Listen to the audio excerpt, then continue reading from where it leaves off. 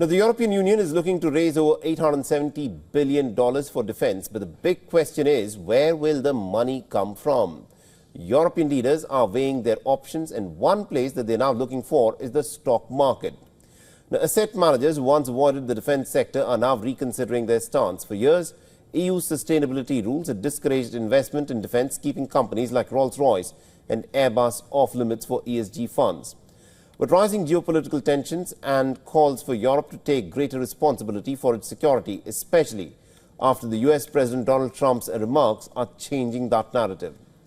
Now, Britain's Legal & General and Switzerland's UBS Asset Management are amongst those that are reviewing their defence exclusions. The message is pretty clear. With Europe ramping up its military spending, defence investments are becoming too big to ignore. And the market is, of course, responding. European defence stocks are soaring. Germany's Rheinmetall and Italy's Leonardo have hit some record highs, while the European Aerospace and Defence Index continues to climb.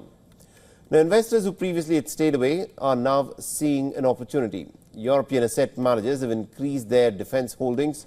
ESG funds, which once awarded the sector, have now raised their exposure. Meanwhile, Wisdom Tree has launched Europe's first defence-focused exchange traded fund, signalling a strong demand.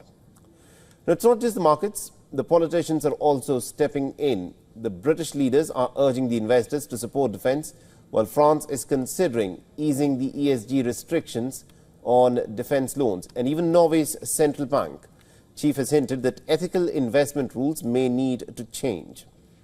But the shift isn't without some controversy. There are investors who worry about the reputational risk of backing arms makers and the potential for weapons to end up in some unstable regions. But still, the momentum is shifting. As Legal & General's CIO Sonia Lord puts it, a more positive stance on defence is almost inevitable. Now, the bottom line, defence investments are no longer about exclusion. They now require justification. And as Europe looks to secure its future, the role of financial markets in funding defence is only set to increase.